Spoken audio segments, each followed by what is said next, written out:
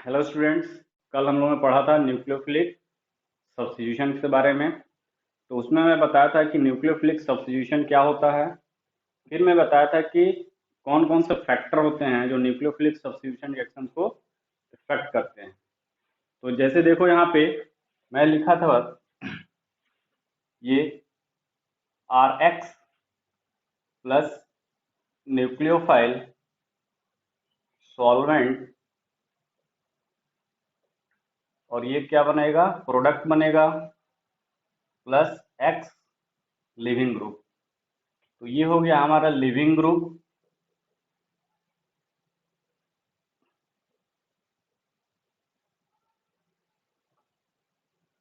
ये product, solvent, nucleophile and ये substrate. तो मैं बताया था कि इसमें तीन फैक्टर गौन करेंगे, न्यूक्लियोफाइल, सॉल्वेंट और लिविंग ग्रुप। तो और सबस्ट्रेट। तो हमने कल प्रीवियस लेक्चर में सॉल्वेंट के बारे में डिटेल डिस्कस किया था कि सॉल्वेंट कितने टाइप के होते हैं और क्या क्या इफेक्ट करते हैं। Today we discuss about nucleophile. तो हेडिंग डालिए न्यूक्लियोफाइल एंड न्यूक्लियोफिलिसिटी। तो सेकंड जो है वो है nucleophile and nucleophilicity.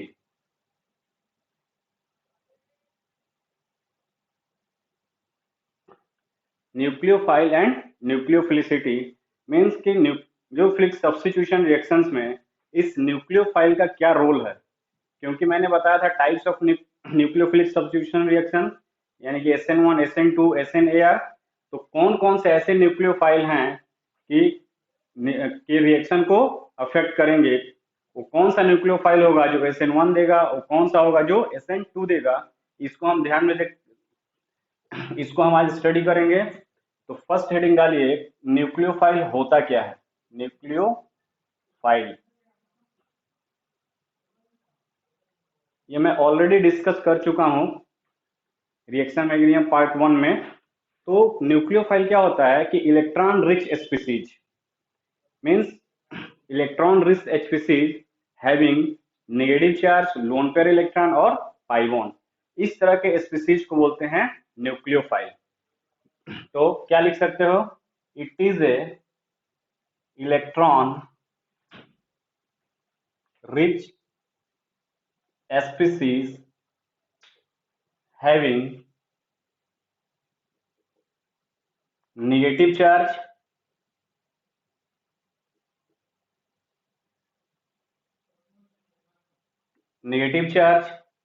lone pair electron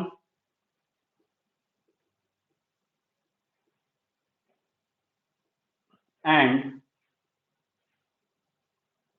pi bond। तो वह स्पीसीज जिसपे क्या हो, नेगेटिव चार्ज हो या लोन पेयर इलेक्ट्रॉन हो या पाई बॉन्ड हो, तो उस तरह के स्पीसीज को बोलेंगे हम न्यूक्लियोफाइल। ठीक। अब ये न्यूक्लियोफाइल को डिवाइड किया गया है, यानी कैटेगराइज किया गया है कि कौन कौन से ऐसे न्यूक्लियोफाइल हैं जो नेगेटिवली चार्ज हैं, कौन ऐसे हैं जो न्यूट्रल हैं। फिर और फर्दर उसमें और कैटेगराइज किया गया है। तो फर्स्ट देखिए negatively charge, nucleophile, negatively charge nucleophile, यानी कि वह न्यूक्लियोफाइल जिस पर क्या हो, नेगेटिव चार्ज है। जैसे एग्जांपल देखो यहाँ पे हाइड्राइड आयन हो सकता है, हाइड्रोक्सिल आयन हो सकता है, एल्कोक्सी आयन हो सकता है, ये हो सकता है, थायोल हो सकता है, NH2 हो सकता है, एसीटेट हो सकता है। ठीक। इस तरह के न्यूक्लियोफाइल जिस पर क्या है, निगेटिव चार्ज है, तो उस तरह के उसको बोलेंगे निगेटिवली चार्ज न्यूक्लियोफाइल। यानी कि ये जब रिएक्शन में पार्टिसिपेट करेंगे तो इनका निगेटिव पार्ट क्या करेगा, अटैक करेगा इलेक्ट्रोफिलिक सेंटर पे। ये हुआ। सेकेंड केस है neutral nucleophile, neutral nucleophile.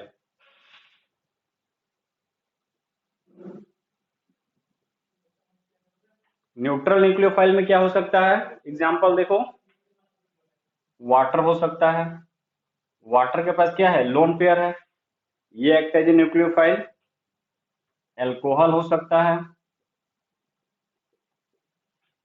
Ether,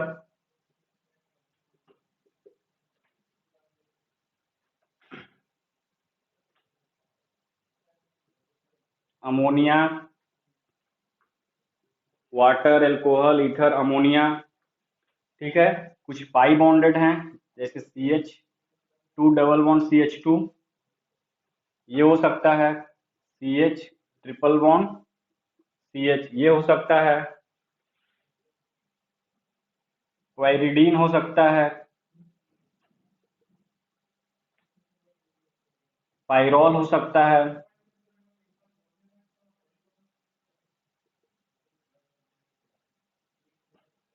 ये सब क्या है, न्यूट्रल न्यूक्लियोफाइल, यानी इस पर कोई चार्ज नहीं है। इसका जो लोन पेयर है वो एक्ट एज ए न्यूक्लियोफाइल। इसका पाई बॉन्ड है, पाई बॉन्ड वीक होता है। ये पाई बॉन्ड क्या है, इलेक्ट्रॉन ही है, इलेक्ट्रॉन रिच है, तो ये एक्ट एज ए न्यूक्लियोफाइल। यहाँ पे ये लोन पेयर न्यूक्लियोफाइल, यहाँ पे ये न्यूक्लियोफाइल, ठीक है। तो इस तरह से ये हुआ negatively charge nucleophile, neutral nucleophile. Then next देखो, इसमें इसको नोट डाउन कर लो।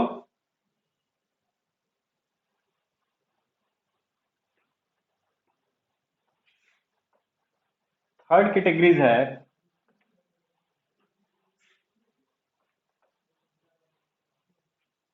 Organometallic nucleophile. थर्ड क्या आ जाएगा, ऑर्गेनोमेटेलिक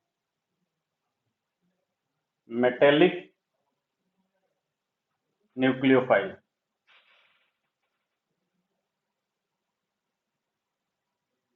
ऑर्गेनोमेटेलिक्स मतलब क्या हुआ, ऑर्गेनो मतलब कार्बन, मेटल्स, यानी कि वह न्यूक्लियोफाइल वैसे बनेगा जहां पे ऑर्गेनिक कार्बन और मेटल का बॉन्डिंग हो, उस तरह के कंपाउंड को बोलते हैं ऑर्गेनोमेटेलिक। और अगर उस तरह कंपाउंड ब्रेक करके न्यूक्लियोफाइल में कन्वर्ट होता है तो उसको बोलते हैं ऑर्गेनोमेटेलिक न्यूक्लियोफाइल। एग्जाम्पल देखो क्या हो सकता है, तो ये RMgX, ये क्या है, ऑर्गेनोमेटेलिक है। R मतलब कार्बन और मैग्नीशियम मेटल, ऑर्गेनोमेटेलिक। अगर ये ब्रेक करता है तो ये R माइनस और प्लस Mgx प्लस, तो ये क्या हुआ, R माइनस न्यूक्लियोफाइल। इसको बोलते हैं ग्रिग्नार्ड रीजन। क्या बोलते हैं, ग्रिग्नार्ड रीजन। बहुत ही इंपॉर्टेंट रीजन है ये ऑर्गेनिक केमिस्ट्री के पॉइंट ऑफ व्यू से। सेकेंड जो होगा एल्काइल लिथियम, RLi। अगर इसको भी तुम ब्रेक करोगे तो ये R minus and plus lithium plus, ये एक्ट एज ए न्यूक्लियोफाइल। ये इसको एल्काइल लिथियम बोलते हैं, एल्काइल लिथियम, ओके। ये भी act as a nucleophile. Third इसमें देखो डाई एल्काइल कॉपर लिथियम, यानी डाई एल्काइल कॉपर लिथियम, इसको बोलते हैं गिलमैन रीजेंट, गिलमैन रीजेंट। ये भी R माइनस देगा, act as a nucleophile. Fourth देखो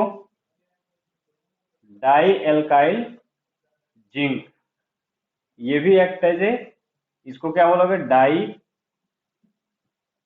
एल्काइल जिंक। फिफ्थ देखो dialkyl cadmium, dialkyl cadmium, ये भी R minus charge break down होगा तो R पे माइनस चार्ज आएगा, ये भी एक्ट एज ए न्यूक्लियोफाइल। तो ये क्या हुआ, ऑर्गेनोमेटेलिक न्यूक्लियोफाइल, यानी कि ये भी ब्रेक डाउन करके R पे R माइनस दे रहा है, यानी एल्काइल माइनस दे रहा है, तो ये भी act as a nucleophile. Then fourth category जो है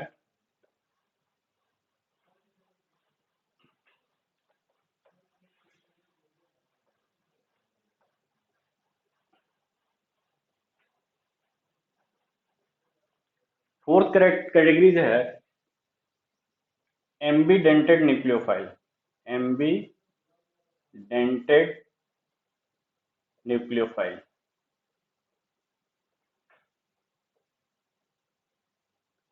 एमबी मतलब बोथ, यानी मोर देन वन।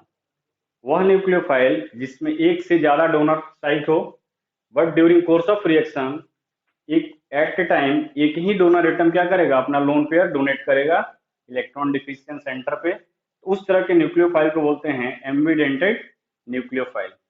तो क्या लिखोगे यहाँ पे, they have more donor site but during reaction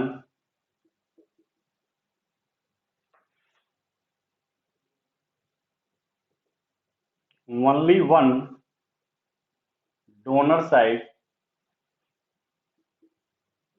donate its electron।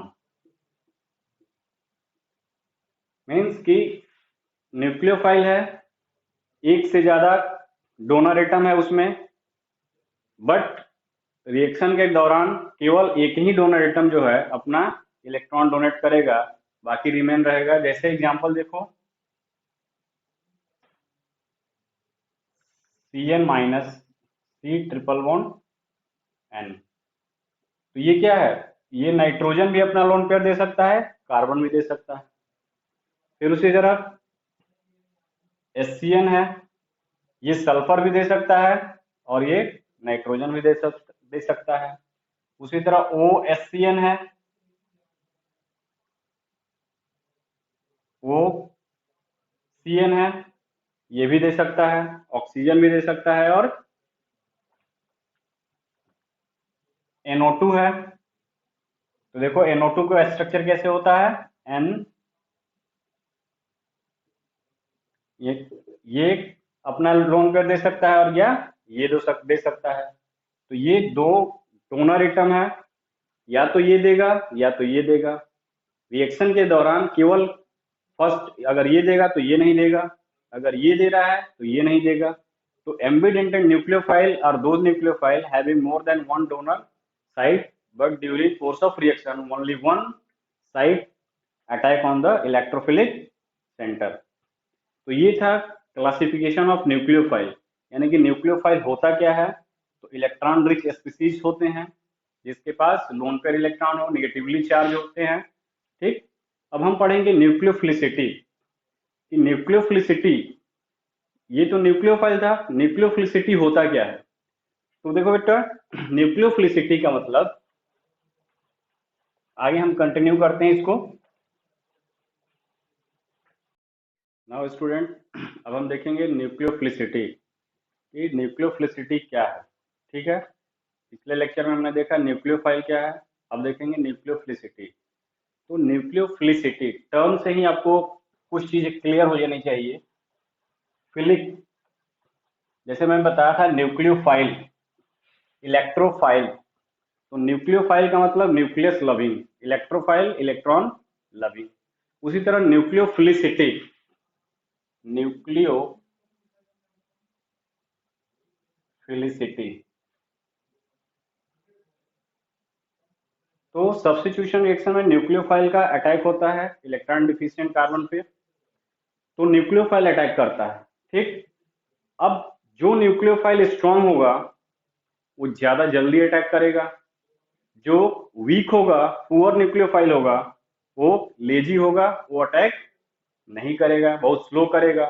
तो जो जल्दी अटैक करेगा उसका रेट ऑफ रिएक्शन ज्यादा होगा, जो स्लो में करेगा उसका रेट ऑफ रिएक्शन स्लो होगा। तो हमको क्या चाहिए, हमारा रिएक्शन फास्ट हो, इजी हो और कंप्लीट हो। तो न्यूक्लियोफिलिसिटी मेजर करता है क्या, कि न्यूक्लियोफाइल कितना स्ट्रॉन्ग है, यानी कितना बेटर है और कितना पुअर है। तो हम देखते हैं न्यूक्लियोफिलिसिटी। तो इसको लिख सकते हो, it is ability and or tendency of a nucleophile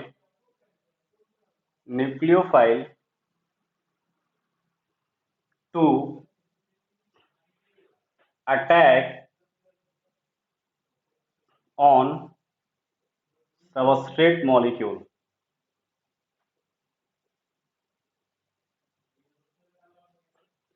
मतलब कि न्यूक्लियोफाइल का टेंडेंसी कि वो कितने, क्या उसमें एबिलिटी है, क्या उसकी टेंडेंसी है कि वो सबस्ट्रेट पे अटैक करता है, यानी कितने फास्ट से वो अटैक करता है, वही उसकी न्यूक्लियोफिलिसिटी होगा।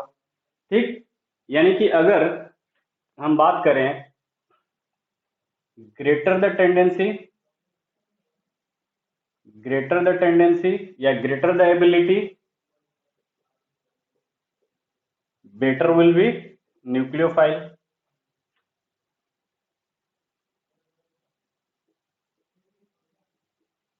यानी कि वह न्यूक्लियोफाइल जिसकी टेंडेंसी उस कार्बन डिफिशिएंट सेंटर पर अटैक करने की टेंडेंसी ज्यादा होगी, वो बेटर न्यूक्लियोफाइल होगा।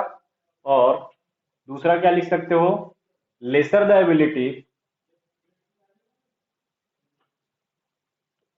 The ability poor will be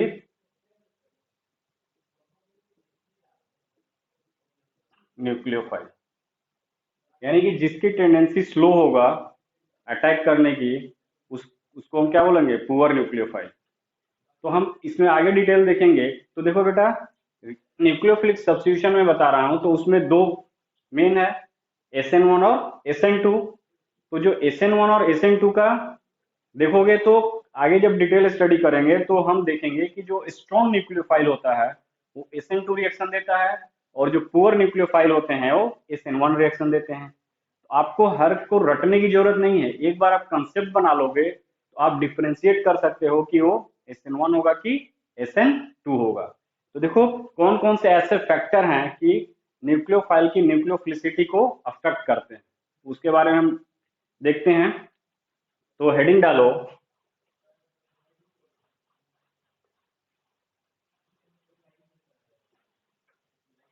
factor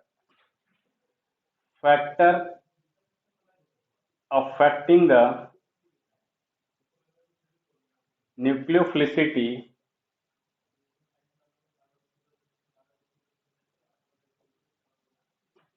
वो कौन कौन से ऐसे फैक्टर हैं जो न्यूक्लियोफिलिसिटी को अफेक्ट करते हैं, यानी कि न्यूक्लियोफाइल को पुअर न्यूक्लियोफाइल बनाते हैं, न्यूक्लियोफाइल को बेटर न्यूक्लियोफाइल बनाते हैं। तो सबसे फर्स्ट फैक्टर है वो है हमारा साइज। सेकंड अगर हम बात करेंगे तो सेकंड जो होगा वो हो जाएगा इलेक्ट्रोनेगेटिविटी।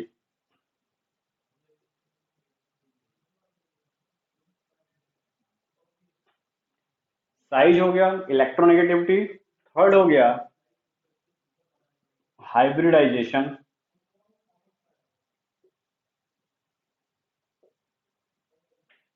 फोर्थ हो जाएगा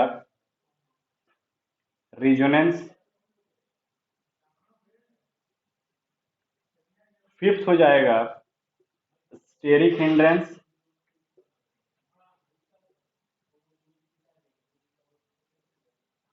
एंड सिक्स हो जाएगा सॉल्वेंट का इफेक्ट। तो ये 6 फैक्टर है जो डिसाइड करेंगे कि न्यूक्लियोफाइल की न्यूक्लियोफिलिसिटी क्या होगी। Size, electronegativity, hybridisation, resonance, steric hindrance and solvent. Okay, हम फर्स्ट देखेंगे साइज। देखो स्टूडेंट, फर्स्ट हम देखेंगे इफेक्ट ऑफ साइज। तो साइज क्या इफेक्ट करता है, तो फर्स्ट हेडिंग डालो साइज। आप जानते हो न्यूक्लियोफाइल पे क्या है, नेगेटिव चार्ज है या लोन पेयर है। तो किसी पे एटम पे चार्ज आना अनस्टेबल। ठीक, तो न्यूक्लियोफाइल भी क्या होता है, अनस्टेबल। वो अपने स्टेबिलिटी के लिए वो रिएक्ट करेगा। तो अगर उस न्यूक्लियोफाइल का साइज बड़ा है, ठीक, तो साइज ज्यादा बड़ा है तो क्या करेगा, अपने चार्ज को एक्सपेंड करेगा। यानी कि उसकी पोलराइजेबिलिटी ज्यादा होगा। और पोलराइजिविटी ज्यादा होगा तो यानी कि न्यूक्लियोफिलिसिटी ज्यादा होगा। कैसे? तो देखो साइज जो होता है, size directly proportional to nucleophilicity. Nucleophilicity, ठीक। अगर तुम कंपेयर करोगे न्यूक्लियोफाइल की न्यूक्लियोफिलिसिटी को, तो क्या पाओगे कि जिसका साइज बड़ा, उस पर्टिकुलर एटम का भी, उस पर्टिकुलर एटम को भी देखोगे, उस एटम का अगर साइज बड़ा है तो उसको न्यूक्लियोफिलिसिटी ज्यादा होगा। जैसे देखो ये आर यानी कि कार्बन है, कार्बन से एक्स जुड़ा हुआ है, ये कार्बन अपनी 4 वैलेंसी है। अब कोई न्यूक्लियोफाइल, अगर सपोज करो तुम्हारा आयोडाइड न्यूक्लियोफाइल, एक मैंने ये लिया सी, दूसरा सबस्ट्रेट, यहाँ पे हमने फ्लोराइड लिया, ये न्यूक्लियोफाइल है। तो आयोडाइड का साइज बड़ा है, तो ये अपने चार्ज को क्या करेगा, एक्सपेंड किया है, यानी कि इसके जो इलेक्ट्रॉन होंगे ये क्या होंगे, दूर दूर होंगे, ठीक। इसका जो होगा वो पास होगा, तो ये दूर से ही इस पर अटैक कर देगा, इसलिए इसकी न्यूक्लियोफिलिसिटी ज्यादा होगी और इसका कम होगा। इसको रिएक्ट करने के लिए, यानी इसको अटैक करने के लिए, इसको इसके एकदम क्लोज नहीं जाना पड़ेगा, ये चार्ज एक्सपेंड है, और चार्ज एक्सपेंड होने के कारण ये इजिली इस पर अटैक करेगा, इसकी न्यूक्लियोफिलिसिटी बढ़ जाएगी। यानी कि साइज बढ़ेगा तो न्यूक्लियोफिलिसिटी भी बढ़ेगी, ये आपको ध्यान देना होगा। तो यदि हम ऑर्डर की बात करें हाइलाइट्स के केस में कि न्यूक्लियोफिलिसिटी का ऑर्डर क्या होगा, तो सबसे ज्यादा न्यूक्लियोफिलिसिटी का ऑर्डर किसका होगा, आयोडाइड का, देन ब्रोमाइड, देन क्लोराइड, और देन फ्लोराइड। यानी कि ये बेटर न्यूक्लियोफाइल होगा और ये पुअर न्यूक्लियोफाइल होगा। इसकी न्यूक्लियोफिलिसिटी बेटर और इसकी न्यूक्लियोफिलिसिटी पुअर न्यूक्लियोफाइल होगा, यानी कि न्यूक्लियोफिलिसिटी इसका ज्यादा। उसी तरह अगर हम बात करें इन दोनों में केस में, देखो सल्फर है, यहाँ पे ऑक्सीजन है, सल्फर का साइज बड़ा है कंपेयर टू ऑक्सीजन, यानी कि ये बेटर न्यूक्लियोफाइल होगा इसके कंपेयर में, यानी कि इसकी न्यूक्लियोफिलिसिटी ज्यादा है। तो यदि रिएक्शन कराओगे तो ये इजिली अटैक करेगा और ये स्लोली अटैक करेगा। उसी तरह अगर बात करो एसएच की एंड ओएच की, तो यहाँ भी साइज फैक्टर है, एसएच की साइज बड़ा, इसका छोटा, तो यानी कि ये बेटर न्यूक्लियोफाइल होगा। तो हम ये कंक्लूड कर सकते हैं कि अगर न्यूक्लियोफाइल का साइज बड़ा है तो उसकी पोलराइजिबिलिटी बड़ा होगा, ज्यादा होगा, और पोलराइजिबिलिटी ज्यादा होगा तो उसकी न्यूक्लियोफिलिसिटी भी ज्यादा होगा, ठीक। इसको ध्यान में रखते हुए तुम कोई भी क्वेश्चन को सॉल्व कर सकते हो अगर पूछता है कि न्यूक्लियोफिलिसिटी का ऑर्डर क्या होगा। नेक्स्ट हम देखेंगे इलेक्ट्रोनेगेटिविटी। सेकेंड फैक्टर हम देखेंगे इलेक्ट्रोनेगेटिविटी। तो सेकेंड हेडिंग डालो इलेक्ट्रोनेगेटिविटी।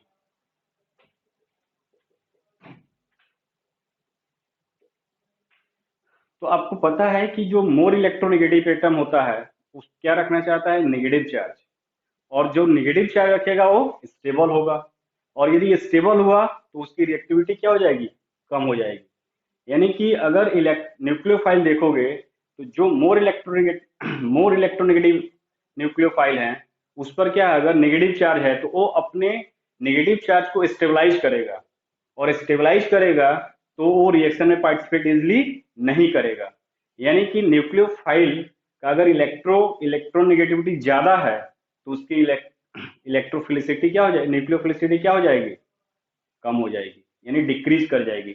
जैसे देखो यहाँ पे तो हम कह सकते हैं कि electronegativity inversely proportional to nucleophilicity.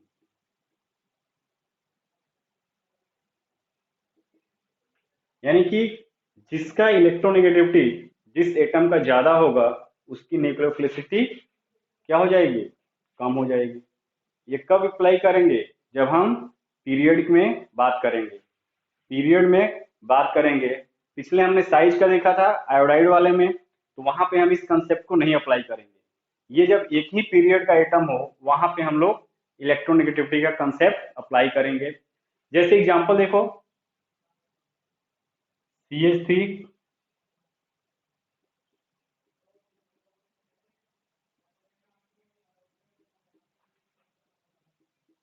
ये एक ही पीरियड के हैं, कार्बन, नाइट्रोजन, ऑक्सीजन और फ्लोराइड आयन। अब देखो, इस पर भी नेगेटिव चार्ज है, इस पर भी नेगेटिव चार्ज है। ये मोर इलेक्ट्रोनेगेटिव एटम, तो ये अपने नेगेटिव चार्ज को स्टेबलाइज करेगा, यानी कि ये मोर स्टेबल होगा, लेस रिएक्टिव होगा, तो ये वृष्ट न्यूक्लियोफाइल हो जाएगा। ये लेस इलेक्ट्रोनेगेटिव एटम है, इस पर नेगेटिव चार्ज आया, ये अनस्टेबल होगा, ये क्या करेगा, उत्सुक होगा रिएक्शन करने के लिए, तो इसकी न्यूक्लियोफिलिसिटी बढ़ जाएगी। तो ये गुड न्यूक्लियोफाइल है, और ये स्ट्रॉन्ग न्यूक्लियोफाइल होगा, और ये पुअर न्यूक्लियोफाइल होगा। ठीक है, यानी कि इलेक्ट्रोनेगेटिविटी बढ़ेगा तो न्यूक्लियोफिलिसिटी घटेगी। कब देखेंगे इसको, कब कंसेप्ट को लगाएंगे, यदि हम एक ही पीरियड की बात करें तो।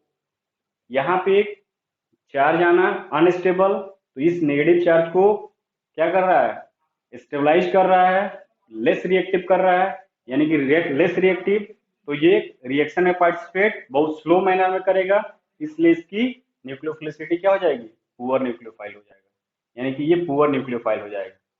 ठीक है, नेक्स्ट हम देखेंगे हाइब्रिडाइजेशन। नेक्स्ट है हाइब्रिडाइजेशन। तो हाइब्रिडाइजेशन क्या होता है आपको पता ही है, यानी कि ऑर्गेनिक कंपाउंड में हाइब्रिडेशन हम देखेंगे तो मेनली sp2, sp3 और sp। तो हाइब्रिडाइजेशन का मतलब, यदि हम बात करें हाइब्रिडाइजेशन का इफेक्ट क्या पड़ेगा, यानी कि ये थर्ड फैक्टर है। हाइब्रिडाइजेशन यानी परसेंटेज इज कैरेक्टर डायरेक्टली किसके होता है, इलेक्ट्रो नेगेटिविटी, और हमने पढ़ा क्या, electronegativity inversely proportional to nucleophilicity.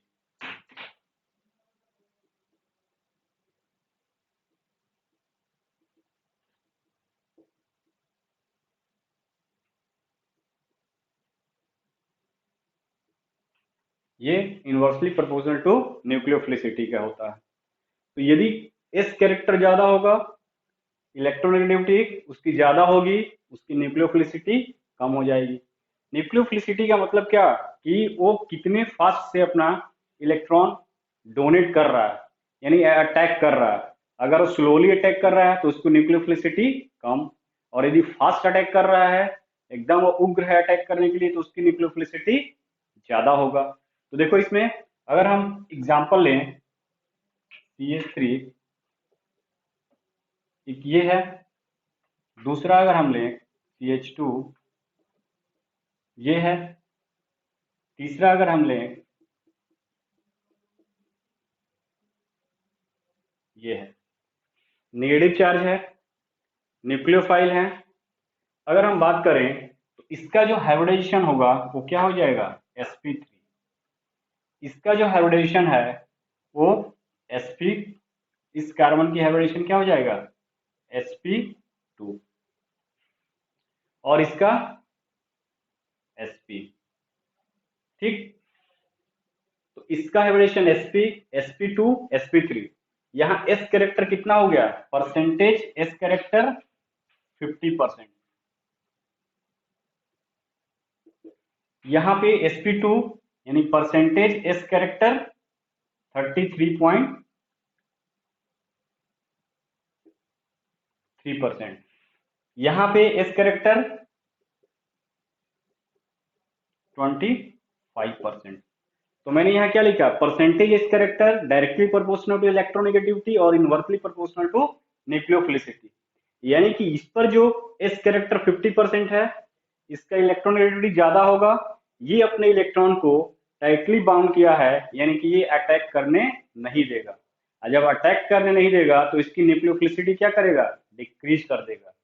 तो जितने ज्यादा अगर एस कैरेक्टर होगा उतने ज्यादा इलेक्ट्रोनेगेटिविटी होगा, और जितने ज्यादा इलेक्ट्रोनेगेटिविटी होगा वो नेगेटिव चार्ज को टाइटली बाउंड रखेगा, वो उसको फ्री नहीं होने देगा, वो अटैक नहीं करेगा, उसकी न्यूक्लियोफिलिसिटी क्या हो जाएगी, डिक्रीज कर जाएगी। यानी कि हमारे इसमें अगर ऑर्डर देखें न्यूक्लियोफिलिसिटी का, तो ये होगा, ये बेटर न्यूक्लियोफाइल, सॉरी, ये होगा, ये हमारा जो होगा वो बेटर न्यूक्लियोफाइल होगा, उससे कम, और ये सबसे, यानी कि इसकी न्यूक्लियोफिलिसिटी क्या हो जाएगी, ये गुड न्यूक्लियोफाइल होगा और ये पुअर न्यूक्लियोफाइल। ठीक, यानी कि इसकी न्यूक्लियोफिलिसिटी ज्यादा और इसकी न्यूक्लियोफिलिसिटी कम। यदि इसमें रिएक्शन में यूज करोगे तो ये जल्दी अटैक करेगा और ये सबसे स्लोएस्ट अटैक करेगा। तो नेक्स्ट इसमें एग्जांपल देखो,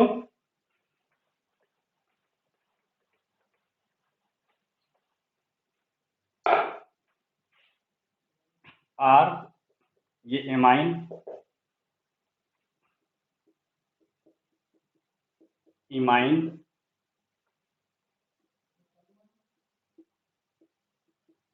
ये इस नाइट्रोजन की हाइब्रिडेशन क्या होगा, sp3, यानी कि ये जो नाइट्रोजन है वो क्या है, sp3, यहाँ इस नाइट्रोजन पे sp2 और यहाँ इसका sp। ठीक, यानी कि अगर हम बात करें तो s कैरेक्टर इसमें सबसे ज्यादा, उसके बाद इसमें, और सबसे कम यहाँ पे। तो s कैरेक्टर कम, इलेक्ट्रोनेगेटिव का न्यूक्लियोफिलिसिटी ज्यादा, तो यहाँ पे अगर ऑर्डर देखोगे तो ये बेटर न्यूक्लियोफाइल होगा और ये पुअर न्यूक्लियोफाइल होगा। तो इसकी न्यूक्लियोफिलिसिटी ज्यादा और इसकी न्यूक्लियोफिलिसिटी कम, यानी कि ये बेटर न्यूक्लियोफाइल और ये पुअर न्यूक्लियोफाइल। ठीक, यानी कि ये ऑर्डर हो जाएगा। तो इस तरह से तुम हाइब्रिडेशन के बेसिस पे न्यूक्लियोफिलिसिटी को भी डिफाइन कर सकते हो। तो आपको रटने की जरूरत नहीं है, कंसेप्ट को क्लियर करिए और उसको अप्लाई करिए और क्वेश्चन को सॉल्व करिए। नेक्स्ट हम देखते हैं रिजोनेंस। ये बहुत ही इंपॉर्टेंट है, रिजोनेंस। रिजोनेंस कैसे अफेक्ट करता है न्यूक्लियोफिलिसिटी ऑर्डर को। तो फोर्थ देखिए, रिजोनेंस।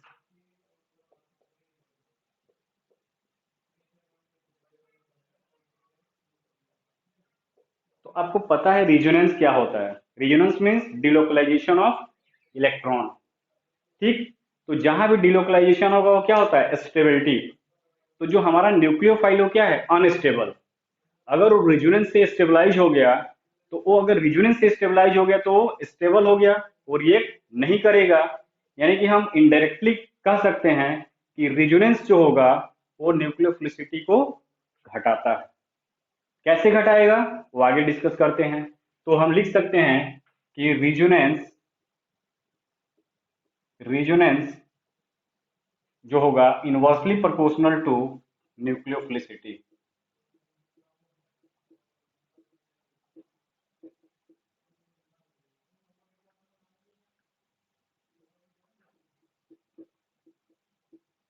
न्यूक्लियोफिलिसिटी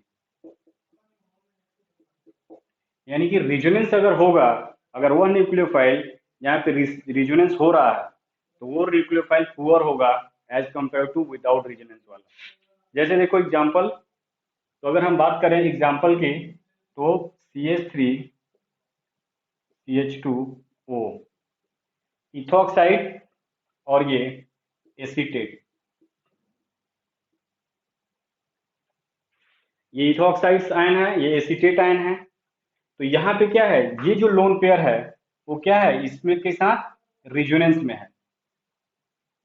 यहाँ पे ये लोन पेयर, ये जो नेगेटिव चार्ज है वो रिजोनेंस में नहीं है। तो ये जो इलेक्ट्रॉन है नेगेटिव चार्ज, वो क्या है, नेगेटिव चार्ज लोकलाइज्ड है।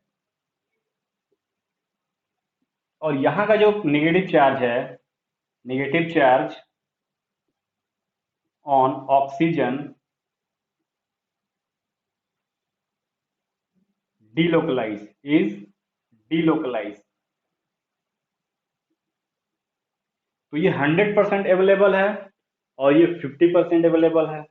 तो अगर इसके एक्ट एज ए न्यूक्लियोफाइल की तरह इसको यूज कर रहे हो, तो जो 100% वाला है, जो ऑलरेडी हमेशा इस पर बना हुआ है, ठीक, तो ये अटैक फास्ट करेगा। क्यों करेगा? क्योंकि नेगेटिव चार्ज लोकलाइज है, ये अनस्टेबल है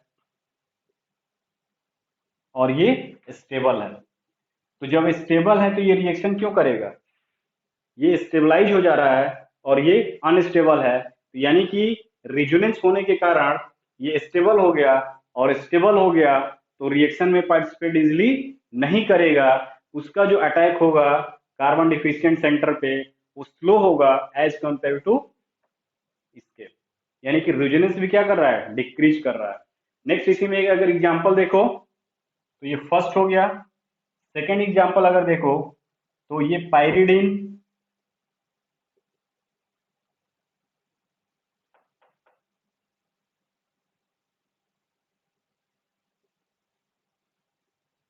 और पायरॉल।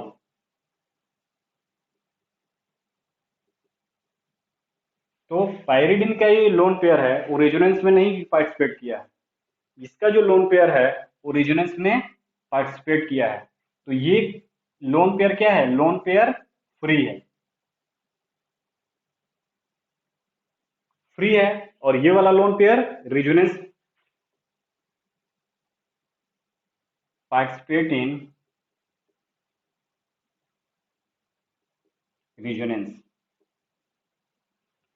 तो ये रेजोनेंस में इन्वॉल्व है, ये अवेलेबल नहीं है, ये 100% अवेलेबल है, तो ये जल्दी रिएक्ट करेगा, यार इसकी न्यूक्लियोफिलिसिटी इससे ज्यादा होगा। नेक्स्ट देखो इसी में, अब रेजोनेंस में भी देखो, हम लोगों ने पढ़ा है कि equivalent structure, non equivalent structure, यानी कि जहां पर भी ये नेगेटिव चार्ज स्टेबलाइज हो जाएगा, वहां पर इसकी न्यूक्लियोफिलिसिटी क्या हो जाएगी? कम हो जाएगी।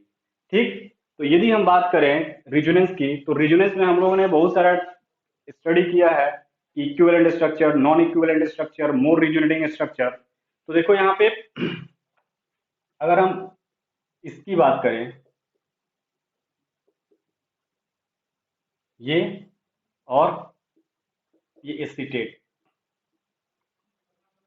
अगर हम इस दोनों की कंपेयर करें कि इसकी न्यूक्लियोफिलिसिटी किसकी ज्यादा होगी, ठीक, तो फर्स्ट पॉइंट क्या लिखोगे? Resonating structure, resonating structure having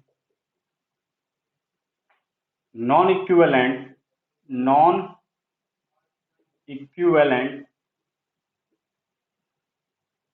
non equivalent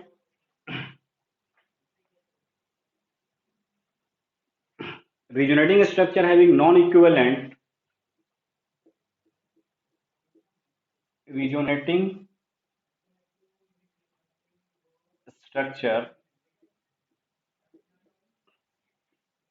एक मिनट,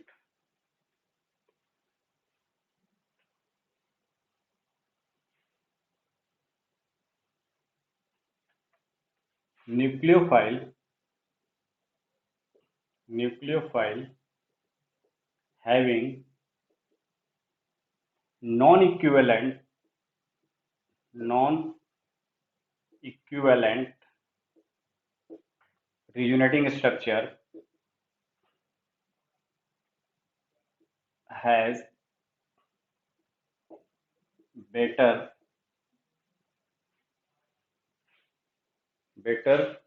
nucleophilicity।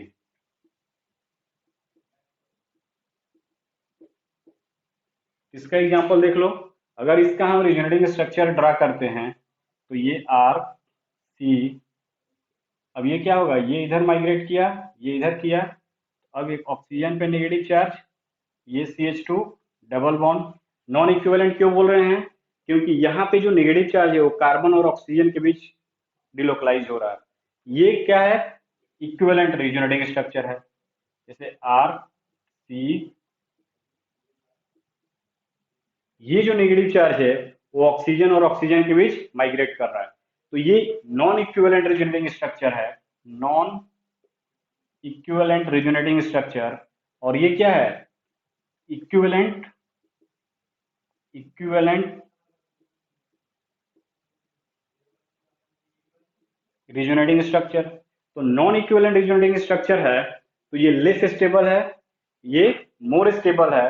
यानी कि ये लेस स्टेबल है तो इसकी न्यूक्लियोफिलिसिटी क्या होगी, ज्यादा होगी, तो ये ऑर्डर हो जाएगा।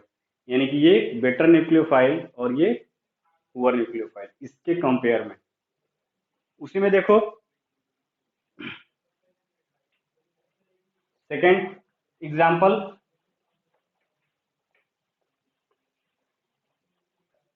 अगर सेकेंड एग्जाम्पल की बात करें तो ये फिनॉक्साइड आयन है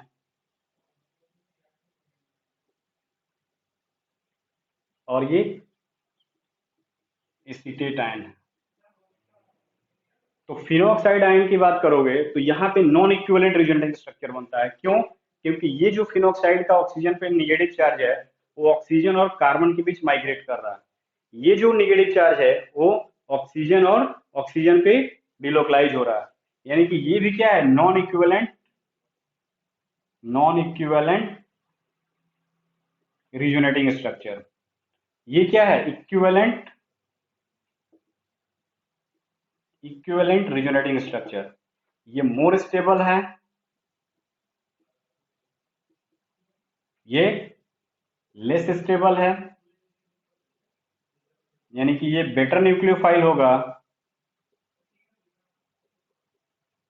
और ये पुअर न्यूक्लियोफाइल होगा।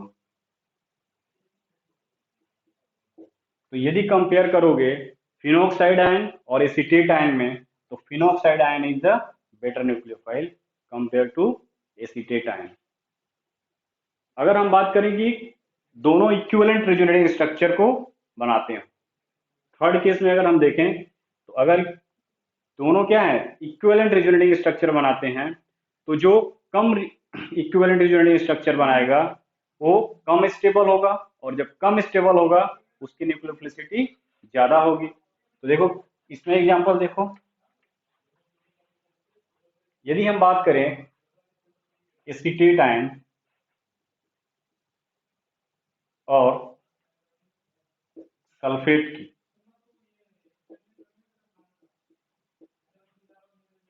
ये भी इक्विवेलेंट रिजोनेटिंग स्ट्रक्चर बनाता है, ये भी इक्विवेलेंट रिजोनेटिंग स्ट्रक्चर बना रहा है। कैसे? यहाँ पे नेगेटिव चार्ज माइग्रेट करेगा, इस ऑक्सीजन पे आएगा, यानी कि ये नेगेटिव चार्ज दोनों ऑक्सीजन पे आ रहा है, यहाँ पे भी दो ऑक्सीजन, बट यहाँ पे क्या बनता है, टू इक्विवेलेंट रिजोनेटिंग स्ट्रक्चर, दो इक्विवेलेंट रिजोनेटिंग स्ट्रक्चर बनेगा, टू इक्विवेलेंट रिजोनेटिंग स्ट्रक्चर बनेगा। और यहाँ पे क्या होगा, थ्री इक्विवेलेंट रिजोनेटिंग स्ट्रक्चर बनेगा, थ्री इक्विवेलेंट रिजोनेटिंग स्ट्रक्चर बनेगा। तो थ्री इक्विवेलेंट रिजोनेटिंग स्ट्रक्चर बनेगा तो ये मोर स्टेबल होगा, मोर स्टेबल यानी ये ऑलरेडी स्टेबल हो गया तो ये रिएक्ट नहीं करेगा। और ये क्या होगा, लेस स्टेबल होगा, लेस स्टेबल होगा, यानी कि ये बेटर न्यूक्लियोफाइल होगा और ये पुअर न्यूक्लियोफाइल होगा। यानी कि इसकी न्यूक्लियोफिलिसिटी, टेंडेंसी ऑफ अटैकिंग ज्यादा होगी एज कंपेयर टू इसके। तो ये था रिजोनेंस का कंसेप्ट कि आप रिजोनेंस को यूटिलाइज करके कैसे एक्सप्लेन कर सकते हो क्या, न्यूक्लियोफिलिसिटी का ऑर्डर। यानी कि न्यूक्लियोफाइल नेगेटिव चार्ज, अगर वो नेगेटिव चार्ज ऑलरेडी स्टेबलाइज हो गया यानी कि वो रिएक्शन में पार्टिसिपेट नहीं करेगा, तो रिजोनेंस क्या करता है, डिलोकलाइज करता है, स्टेबल करता है। तो जहां पे मोर स्टेबल होगा वहां पे वो ऑलरेडी स्टेबल हो गया, ऑलरेडी स्टेबल हो गया तो रिएक्शन में भाग नहीं लेगा, वो इलेक्ट्रॉन डिफिशिएंट सेंटर पे अटैक नहीं करेगा, उसकी न्यूक्लियोफिलिसिटी कम हो जाएगी, उसको हम पुअर कैटेगरीज में कैटेगराइज करेंगे। एंड ये था रिजोनेंस का। और फिफ्थ फैक्टर है स्टेरिक हिंड्रेंस। तो स्टेरिक हिंड्रेंस देखो,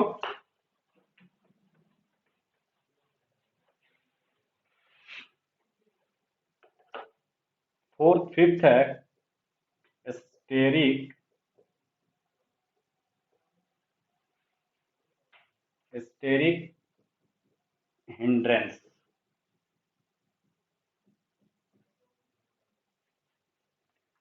तो वह न्यूक्लियोफाइल जहां पे स्टेरिक हिंड्रेंस ज्यादा हो, उसकी न्यूक्लियोफिलिसिटी क्या होगा, कम होगा। अब इसको कैसे एक्सप्लेन करोगे, तो देखो यहाँ पे ये ऑर्गेनिक रिएक्शन है, न्यूक्लियोफिलिक सब्स्टिट्यूशन। यहाँ पे कार्बन है, कार्बन ऑलरेडी 4 बॉन्ड बनाया रख होगा सबस्ट्रेट में। अब हम न्यूक्लियोफाइल लेंगे, ठीक है। अब ये अगर इस पर, इस कार्बन पे अगर ये स्मॉल ग्रुप जुड़ा हुआ, ठीक, अगर यहाँ पे कोई हाइड्रोजन अटैच हो तीनों पे, तो यहाँ पे स्टेरिक हिंड्रेंस कम होगा। बट यदि यहीं पे आर ग्रुप जुड़ा हो, तो तीनों आर ग्रुप के कारण स्टेरिक हिंड्रेंस यहाँ पे ज्यादा है। ये स्मॉल साइज है, स्टेरिक हिंड्रेंस कम है। अगर हमारा न्यूक्लियोफाइल, अगर हम न्यूक्लियोफाइल लिए जो उसमें भी अगर, जैसे कि हमने लिया CH3 CH2O माइनस, ठीक, और एक जगह हमने लिया CH3 CH3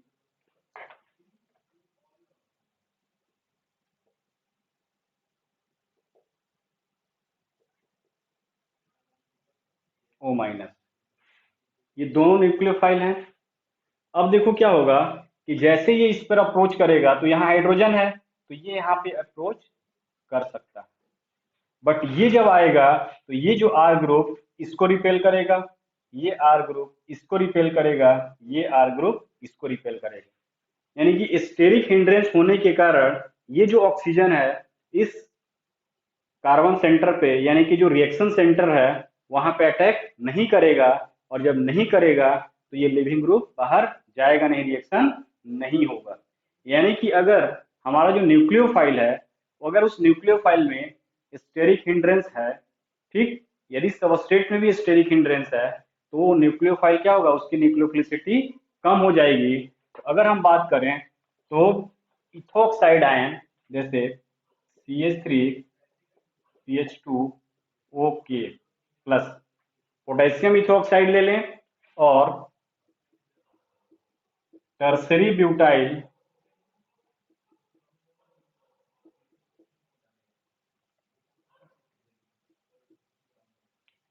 butyl potassium ethoxide ले लें, और ये इथोक्साइड ले लें। तो ये टर्सरी ब्यूटाइल पोटेशियम, इसको ऐसे शॉर्ट फॉर्म में लिखें TBUO, tertiary butyl potassium oxide, ठीक। अगर हम न्यूक्लियोफिलिसिटी की बात करें तो ये क्या होगा, ये बेटर न्यूक्लियोफिलिसिटी होगा एज कंपेयर टू इसके। तो ये बेटर न्यूक्लियोफाइल होगा, बेटर न्यूक्लियोफाइल, और ये पुअर न्यूक्लियोफाइल।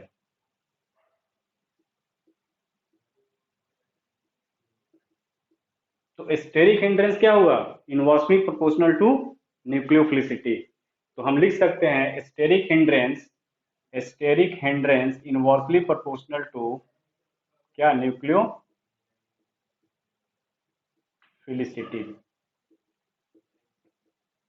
यानी कि जिसमें ज्यादा स्टेरिक हिंड्रेंस होगा उसकी न्यूक्लियोफिलिसिटी क्या हो जाएगी, कम हो जाएगी। तो ये बेटर न्यूक्लियोफाइल और ये पुअर न्यूक्लियोफाइल, ठीक।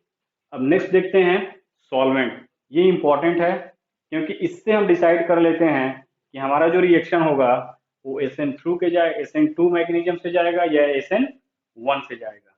तो सॉल्वेंट का क्या रोल है न्यूक्लियोफाइल पे, ये हम देखते हैं।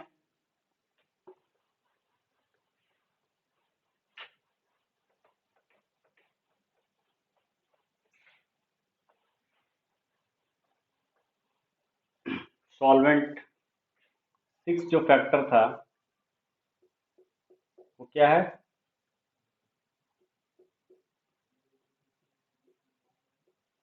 सॉल्वेंट। तो देखो न्यूक्लियोफिलिक सब्स्टिट्यूशन रिएक्शन में क्या हो रहा है, बॉन्ड का ब्रेकिंग, फिर दूसरे बॉन्ड का बनना, यानी एक तरह से सॉल्वोलिसिस हो रहा है। यानी कि बॉन्ड ब्रेक हो रहा है किसके प्रेजेंस में, सॉल्वेंट के प्रेजेंस में। तो सॉल्वेंट का रोल इंपॉर्टेंट हो जाता है इस रिएक्शन में। तो पिछले लेक्चर में मैंने बताया था कि सॉल्वेंट का क्या क्या रोल है। अब सॉल्वेंट का रोल न्यूक्लियोफाइल पे क्या हो सकता है उसको हम देखेंगे। तो सॉल्वेंट देखो सॉल्वेंट में बताया था कि दो तरह के होते हैं, पोलर और नॉन पोलर। पोलर में भी पोलर प्रोटिक और पोलर एप्रोटिक। ठीक, तो यदि हम बात करें, अगर हम न्यूक्लियोफाइल की बात करें तो सपोज करो ये NaCl है, ठीक है, ये सॉल्वेंट है। इस सॉल्वेंट में पूरी रिएक्शन हो रहा है, सॉलिड फेज में तो हो नहीं रहा है। हमने सबस्ट्रेट को डाला, न्यूक्लियोफाइल को डाला, सॉल्वेंट है, तो सॉल्वेंट में ये पूरी रिएक्शन हो रहा है। तो न्यूक्लियोफाइल जो है, सपोज करो कि हमारा NaCl है, NaCl है, ठीक है, NaCl है, तो ये NaCl किस में ब्रेक होगा, Na प्लस में और Cl माइनस में, आयनिक फॉर्म में आया। उसी तरह अगर हम मान लो NaCN लिए तो ये भी क्या होगा, आयनिक फॉर्म में ब्रेक होगा, Na प्लस और Cn माइनस। एक्चुअल में ये क्या होता है, सॉलिड फॉर्म में होता है। जब हम इसका यूज करेंगे सॉल्वेंट में डालेंगे तो ये डिजोल्व होगा, यानी डिजोल्व होगा तो Na प्लस और Cl minus, Na plus Cn minus. अगर हम मान लो प्रोटिक सॉल्वेंट लेते हैं तो लाइक बिगेट्स लाइक्स, आप जानते हो जैसे को तैसा मिलना चाहिए। तो ये पोलर है, तो पोलर सॉल्वेंट के बारे में हम डिस्कस करेंगे। आज पोलर में हम क्या था, पोलर एप्रोटिक और पोलर प्रोटिक सॉल्वेंट। तो यदि पोलर प्रोटिक सॉल्वेंट की बात करें तो पोलर प्रोटिक सॉल्वेंट यानी कि हम अगर लिखते हैं NaCl को ले लेते हैं, अगर इस NaCl को ले रहे हैं और इसको वाटर में ऐड किए, ठीक, इस NaCl को वाटर में ऐड करते हैं तो क्या होता है, इनिशियली धीरे धीरे वाटर में ये डिजोल्व होने लगता है।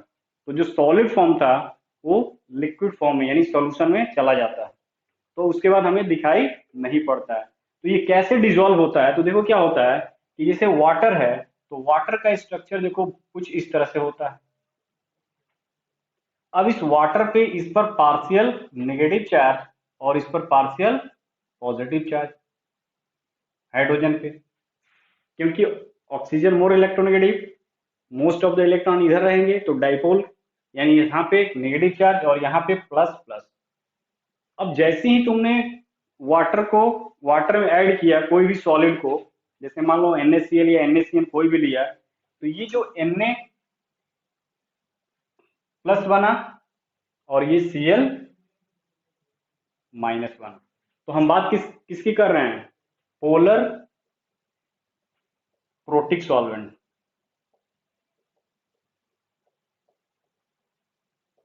पोलर प्रोटिक सॉल्वेंट वाटर का, ठीक। और पोलर प्रोटिक सॉल्वेंट में हमने एग्जांपल लिया वाटर का। अब देखो ये NaCl ब्रेक हुआ Na प्लस में और Cl माइनस में, तो वाटर के पास क्या है, नेगेटिव पोल भी है और पॉजिटिव पोल भी है।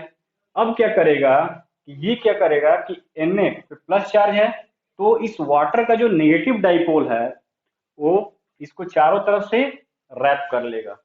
तो चारों तरफ से अगर रैप करेगा तो ये कुछ इस तरह का कंडीशन बनाएगा। ये दूसरा अगर हम बात करें तो दूसरा मॉलिक्यूल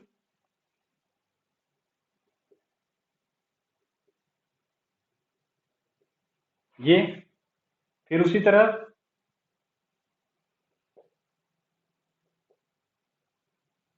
तीसरा, फिर इसी तरह,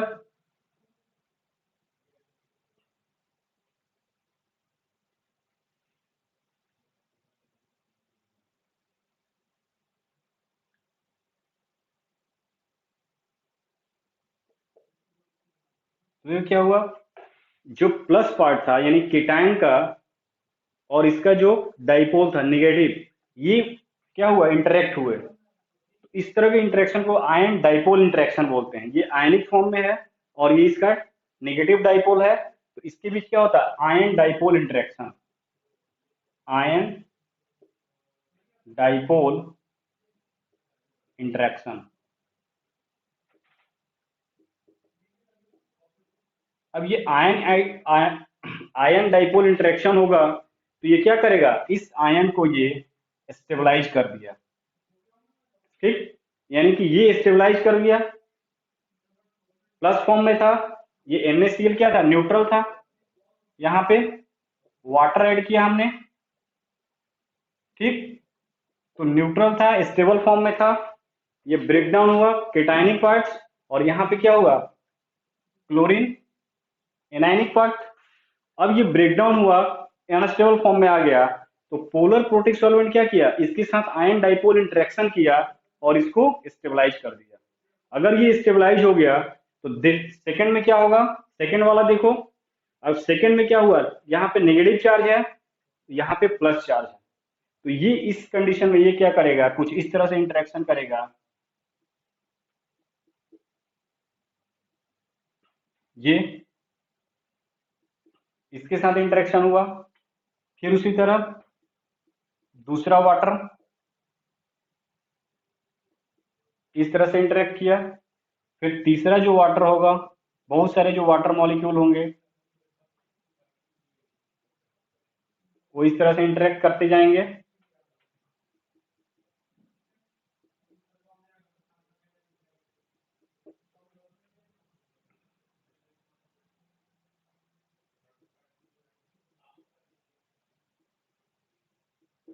ये देखो, ये जो नेगेटिव पार्ट था यानी कि न्यूक्लियोफिलिक पार्ट, वो भी क्या हुआ, स्टेबलाइज हो गया, यानी कि पोलर प्रोटिक सॉल्वेंट क्या करता है, स्टेबल कर देता है, किसको, केटायन और एनायन, यानी कि न्यूक्लियोफाइल को भी स्टेबल करेगा, यानी कि न्यूक्लियोफिलिसिटी को क्या करेगा, घटा देगा, यानी कि cation part stabilize by negative dipole of polar protic solvent and anion part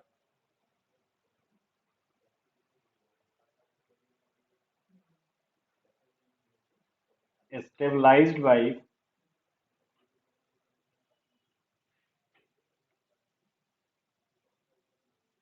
positive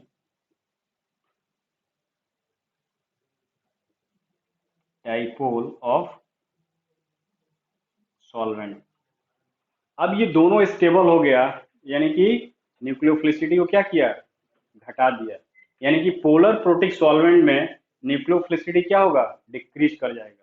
तो यदि हम ऑर्डर की बात करें कि अगर हम आयोडीन लें, आयोडाइड लें, फ्लोराइड लें, क्लोराइड लें और ब्रोमाइड लें, अगर हम बात करें कि वाटर में इसकी न्यूक्लियोफिलिसिटी क्या होगा, तो वाटर में न्यूक्लियोफिलिसिटी का देखोगे तो सबसे ज्यादा आयोडाइड का होगा, देन ब्रोमाइड का होगा, देन क्लोराइड का होगा और उसके बाद फ्लोराइड का होगा। क्यों ऐसा होगा, क्योंकि आयोडाइड का साइज बड़ी है और बड़ा होने के कारण स्टेबलाइज कम होगा, और स्टेबलाइज कम होगा अनस्टेबल होगा, अनस्टेबल होगा यानी कि बेटर न्यूक्लियोफाइल होगा, वो जल्दी रिएक्ट करेगा, उसकी न्यूक्लियोफिलिसिटी ज्यादा हो जाएगा। उसी तरह अगर देखो आर, ये आर एस और ये आर ओ, यानी कि साइज पोलर प्रोटिक सॉल्वेंट लोगे, सल्फर का साइज ज्यादा, ऑक्सीजन का साइज छोटा, यानी कि ये बेटर न्यूक्लियोफाइल होगा और वो पुअर न्यूक्लियोफाइल होगा। पोलर सॉल्वेंट था, पोलर प्रोटिक सॉल्वेंट, तो यहाँ पोलर प्रोटिक सॉल्वेंट में जो केटायनिक पार्ट था वो एनायनिक डाइपोल से स्टेबलाइज हुआ, और जो एनायनिक पार्ट था वो पॉजिटिव डाइपोल से स्टेबलाइज हुआ, यानी कि दोनों में क्या हुआ, केटायन और एनायन आफ्टर ब्रेक करने के बाद स्टेबलाइज हो गए, तो स्टेबलाइज हो गए, वो ऑलरेडी स्टेबलाइज हो गए, उसकी रिएक्टिविटी कम हो जाएगी, यानी उसकी न्यूक्लियोफिलिसिटी भी कम हो जाएगी। यानी कि हम पोलर प्रोटिक सॉल्वेंट की बात करें तो nucleophilicity directly proportional to size, तो जिस न्यूक्लियोफाइल का साइज ज्यादा बड़ा होगा उसकी न्यूक्लियोफिलिसिटी भी ज्यादा होगी, जैसे आयोडाइड, फ्लोराइड, क्लोराइड की हमने एग्जांपल लिया, तो इसकी साइज सबसे बड़ा, उसके बाद इसका, फिर उसके बाद इसका, फिर ये, तो ये ऑर्डर हो जाएगा न्यूक्लियोफाइल का इन पोलर प्रोटिक सॉल्वेंट। लेकिन यदि हम जस्ट पोलर एप्रोटिक सॉल्वेंट लेते हैं तो ये जस्ट रिवर्स होता है। तो नेक्स्ट देखते हैं कि what is the effect of polar aprotic solvent on nucleophilicity. तो नेक्स्ट हम देखेंगे कि effect of polar aprotic solvent on nucleophilicity. तो पोलर एप्रोटिक सॉल्वेंट, तो पोलर एप्रोटिक सॉल्वेंट का मैंने एग्जांपल बताया था आपको। सपोज करो ये है एसीटोन CH3, या तुम DMSO ले सकते हो, डाइमेथाइल सल्फोक्साइड।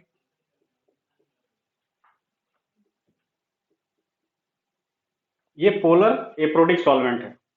तो आप देख सकते हो कि यहाँ पे जो पोलरिटी है वो किसके बीच में है, इस कार्बन और ऑक्सीजन के बीच में।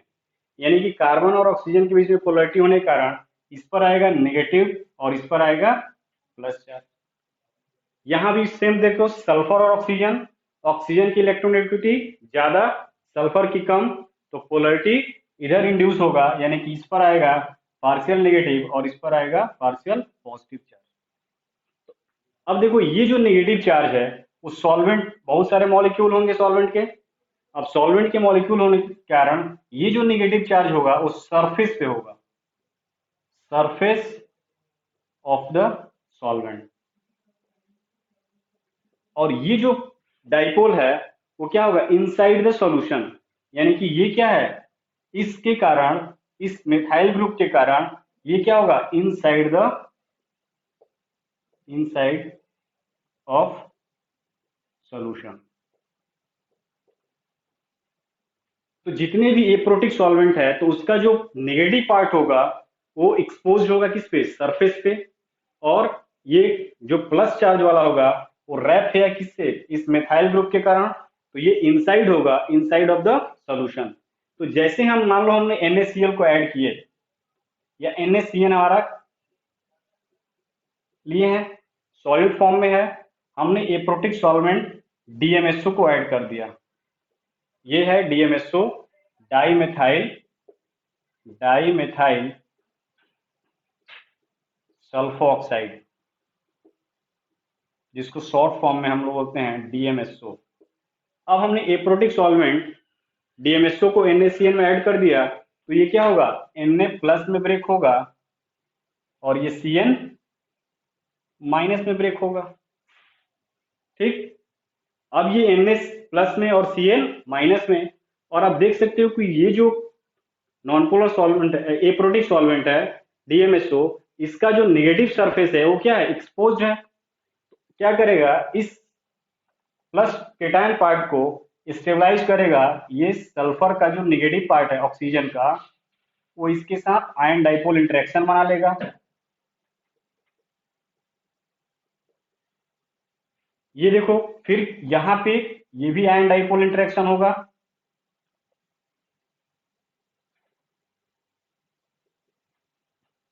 यहाँ पे भी आयन डाइपोल इंटरेक्शन होगा।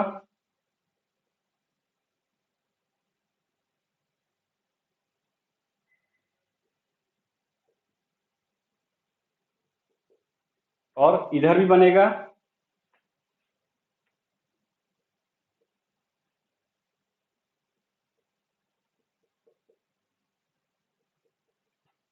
ठीक, ये बना, ये आयन और ये इसका डाइपोल, नेगेटिव डाइपोल। अब ये नेगेटिव डाइपोल इसको स्टेबलाइज कर दिया, तो ये केटायन पार्ट तो स्टेबलाइज हो गया, बट जो एनायनिक पोर्शन है देखो Cn माइनस, ये किससे स्टेबलाइज होगा, उसके पॉजिटिव डाइपोल से। और ये जो पॉजिटिव डाइपोल है वो ऑलरेडी क्या है, इनसाइड था, इनसाइड था यानी एक्सपोज था, अंदर इनसाइड रैप किया हुआ है। तो इसका जो स्टेबलाइजेशन होगा वो नहीं होगा, नहीं होगा तो ये क्या होगा, फ्री रहेगा, सॉल्यूशन में एज इट इज फ्री रहेगा। इसका होगा बट बहुत ही लेस होगा, बहुत ही वीक होगा। जैसे देखो सल्फर है CH3,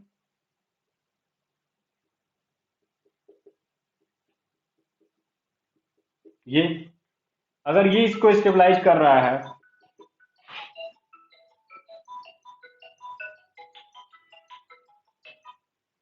ये स्टेबलाइज किया, तो यहाँ पे भी ये इंटरेक्शन होगा।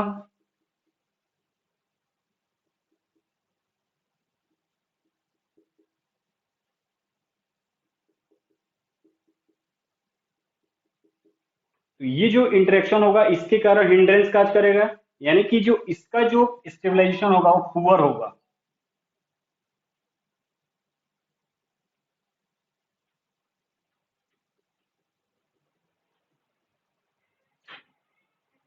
उसका जो स्टेबलाइजेशन होगा वो क्या होगा, पुअर होगा। अब पुअर होने के कारण यानी कि नेगेटिव पार्ट जो होगा वो स्टेबलाइज नहीं होगा, वो सोल्यूशन में फ्री होगा। और फ्री होने के कारण यही रीजन है कि पोलर एप्रोटिक सॉल्वेंट में हमारा जो न्यूक्लियोफिलिसिटी होता है वो बढ़ जाता है। कैसे, तो जिसमें अगर बात करें तो यदि फ्लोराइड है, क्लोराइड आयन है, ब्रोमाइड आयन है, और ये आयोडाइड आयन है। अगर हम इसको पोलर एप्रोटिक सॉल्वेंट की बात करें तो नेगेटिव चार्ज यहाँ स्टेबलाइज नहीं हो रहा है, यानी न्यूक्लियोफिलिसिटी को बढ़ा रहा है। तो यदि साइज बड़ा है तो ये इसमें फिट हो जाएगा, साइज छोटा है फिट नहीं होगा, ये सोल्यूशन में एज इट इज पड़ा रहेगा। तो इस केस में ये जो न्यूक्लियोफिलिसिटी का ऑर्डर हो जाएगा वो इस टाइप से हो जाएगा। यानी कि हम अगर पोलर एप्रोटिक सॉल्वेंट लेते हैं तो हमारा जो न्यूक्लियोफिलिसिटी होगा उस साइज के इनवर्सली प्रोपोर्शनल हो जाएगा। जिसका साइज बड़ा उसकी न्यूक्लियोफिलिसिटी कम, यानी कि ये ऑर्डर हो जाएगा पोलर एप्रोटिक सॉल्वेंट में। तो पोलर एप्रोटिक सॉल्वेंट में तो पोलर साइज जो होगा इनवर्सली प्रोपोर्शनल टू न्यूक्लियोफिलिसिटी।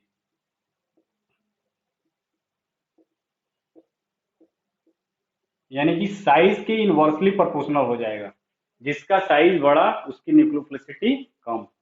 ठीक, तो फ्लोराइड का साइज छोटा है, अगर ये फ्लोराइड ब्रेक डाउन कर रहा है, ठीक, ब्रेक डाउन करेगा तो फ्लोराइड आएगा, साइज छोटी है, इससे स्टेबलाइज नहीं होगा, सोल्यूशन में फ्री रहेगा।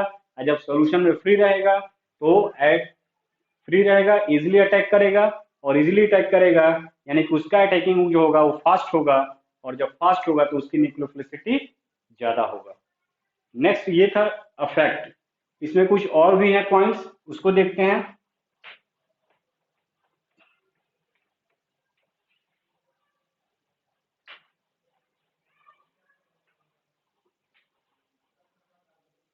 तो नोट देखो, नोट लिख लेना। अगर सेम डोनर एटम है, यदि डोनर एटम हमारा क्या है, सेम है, अगर वो नेगेटिवली चार्ज है या न्यूट्रल है, तो डोनर एटम अगर सेम है तो नेगेटिवली चार्ज न्यूक्लियोफाइल जो होगा उसकी न्यूक्लियोफिलिसिटी ज्यादा होगी as compare to neutral one. तो अगर हम बात करें तो ये OH माइनस और वाटर, हमारा डोनर एटम यहाँ ऑक्सीजन, यहाँ पे भी इसका लोन पेयर ऑक्सीजन। ठीक, डोनर एटम हमारा क्या है, सेम है, तो इसकी निगेटिवली चार्ज है और ये न्यूट्रल है, तो ये निगेटिवली चार्ज और ये न्यूट्रल है। न्यूट्रल यानी स्टेबल है, स्टेबल है तो इसको फर्क नहीं पड़ता है वो रिएक्शन करे या ना करे। ये न्यूट्रल है, ये नेगेटिवली चार्ज अनस्टेबल है, उसको तुरंत रिएक्शन करके स्टेबल करना है। यानी कि ये अगर डोनर एटम सेम है तो जो निगेटिवली चार्ज होगा उसकी न्यूक्लियोफिलिसिटी ज्यादा होगी एज कंपेयर टू न्यूट्रल से। जैसे ये ये ठीक, ये देखो एमाइड अमोनिया, ठीक, तो इसमें क्या है, नेगेटिव चार्ज है, अनस्टेबल है, ये तुरंत स्टेबलाइज होना चाहेगा तो इसकी न्यूक्लियोफिलिसिटी ज्यादा हो जाएगा।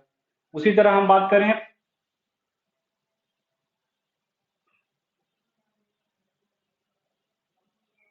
एल्कोक्साइड आयन और अल्कोहल, निगेटिवली चार्ज है, ये न्यूट्रल है, ये न्यूट्रल है, इसको कोई फर्क नहीं पड़ेगा कि वो रिएक्शन कितनी फास्ट हो या स्लो हो, वो इजिली अपना वर्क करेगा। बट इस क्या है, अनस्टेबल है, ये तुरंत रिएक्शन में पार्टिसिपेट करना चाहेगा।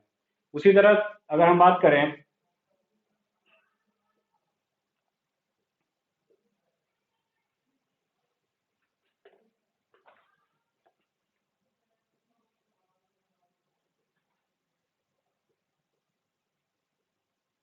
ये तो आपको ये ध्यान देना है नोट में कि जो निगेटिवली चार्ज हो, negatively charge nucleophile have better nucleophilicity as compare to its neutral species.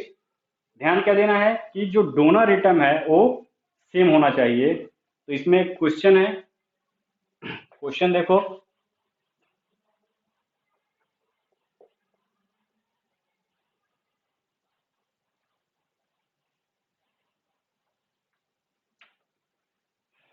Question देखते हैं। अरेंज द फॉलोइंग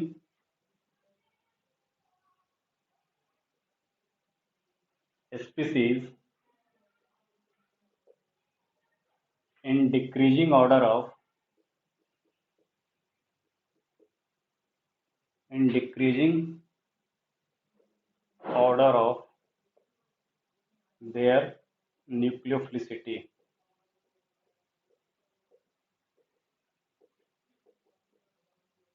ठीक, तो ये देखो, फर्स्ट हम मान लें ये दिया हो, ये दिया हो,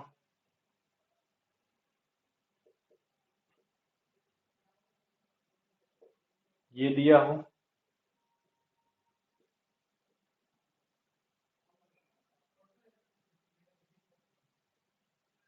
ये दिया हो,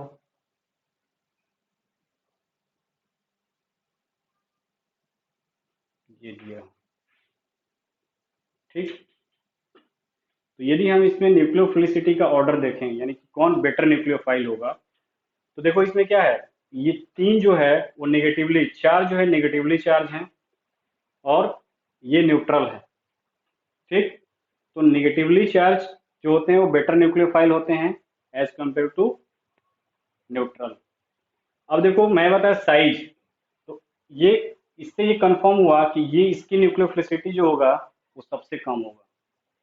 ठीक, अब साइज के बारे में देखो, यहाँ पे ऑक्सीजन डोनर एटम है, यहाँ पे सल्फर, सल्फर की साइज ज्यादा है एज कंपेयर टू ऑक्सीजन। तो साइज ज्यादा, पोलराइजेबिलिटी ज्यादा, चार्ज का एक्सपेंड ज्यादा करेगा, उसकी न्यूक्लियोफिलिसिटी ज्यादा होगा।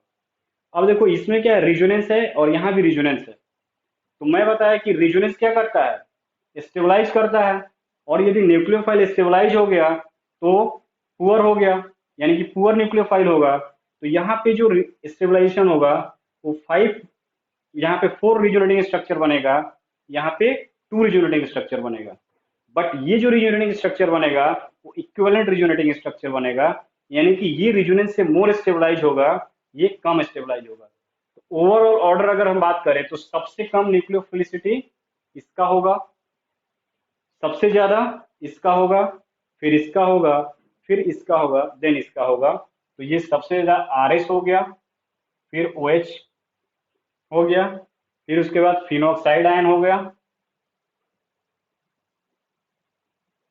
फिर एसीटेट आयन हो गया, एंड देन मेथेनॉल हो गया। तो ये ओवरऑल ऑर्डर हुआ न्यूक्लियोफिलिसिटी का। Okay guys.